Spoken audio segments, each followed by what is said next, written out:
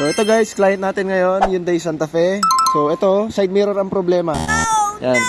So pagka ang problema nito, pag nag-fold ka, pindot ka sa switch, nangyayari, tumutunog lang yung motor, pero hindi siya nag-fold. Yung kabila okay, itong side lang na nasa driver side yung may problema. So ito siya. So automatic siya dun sa kabila. Yan, working siya sa kabila. Pero dito sa driver side, hindi siya gumagana.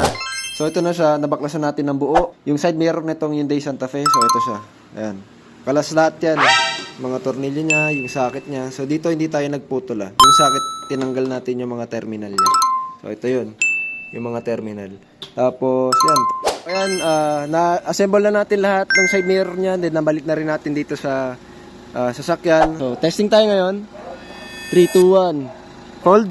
Ayos. Yan, nice yan. Yan, sabay na sila dun sa kabila. So unfold tayo. Okay. Yan, unfold din dun sa kabila. Isa pa, testing. Fold. Perfect! Then, unfold. Ayan, ayos na. So, ito guys, sa mga interested pala may mga ganitong issue sa Hyundai Santa Fe. Ayan, nagre-repair na rin po tayo ng ganyan sa mga automatic folding mechanism niya na may sira. Ayan, may susunod kami sa page namin, Enteng Bating Garage lang. Ito pala kami sa Marikina City. Yun na guys. Thank you.